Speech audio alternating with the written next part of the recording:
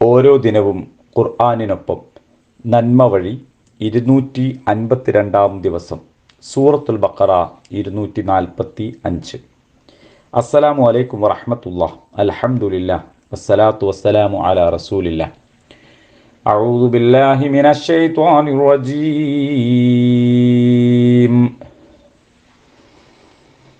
من ذا الذي يقرض الله قرضا حسنا فيضاعفه له أضعافا كثيرة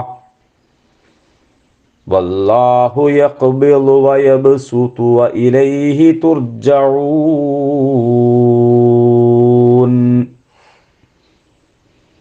അള്ളാഹുവിന് നല്ലൊരു കടം തരാൻ ആരുണ്ട്? അത് അനേകമിരട്ടിയാക്കി അള്ളാഹു തിരിച്ചു തരും. പിടിച്ചു വെക്കുന്നതും വാരിക്കൊടുക്കുന്നതും അള്ളാഹു തന്നെ. അവനിലേക്ക് തന്നെയത്രേ നിങ്ങളുടെ മടക്കവും. മരണവും ജീവിതവും അള്ളാഹുവിൻ്റെ നിയന്ത്രണത്തിലാണെങ്കിൽ ദൈവമാർഗത്തിലുള്ള സമരം കൊണ്ട് ജീവിതം ഒരിക്കലും നഷ്ടമാവില്ല.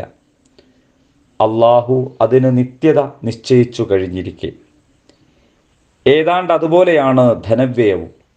ദൈവമാർഗത്തിൽ വ്യയം ചെയ്യുന്നതുകൊണ്ട് ധനം തീർന്നു പോകില്ല.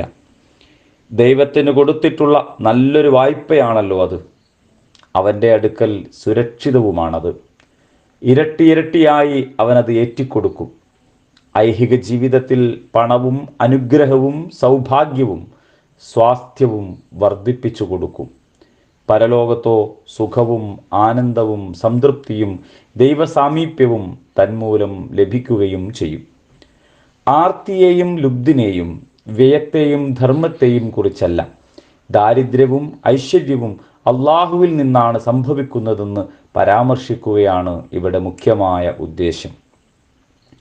യാത്രാന്ത്യത്തിൽ ഏതായാലും തിരിച്ചുപോക്ക് അള്ളാഹുവിലേക്കാണ്.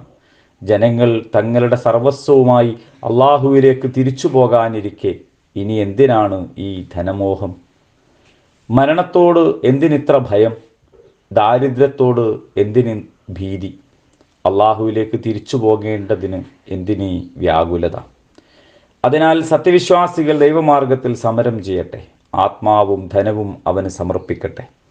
തങ്ങളുടെ ജീവന്റെ നിശ്വാസങ്ങൾ നിർമ്മിതമാണെന്നും ഭക്ഷ്യവിഭവങ്ങൾ പരിമിതമാണെന്നും മാന്യവും ധീരവും സ്വതന്ത്രവും ശക്തവുമായൊരു ജീവിതം നയിക്കലാണ് പുണ്യമെന്നും എല്ലാറ്റിനുമൊടുവിൽ അള്ളാഹുവിലേക്കാണ് തിരിച്ചു പോവേണ്ടതെന്നും ദൃഢബോധ്യം വരുത്തട്ടെ.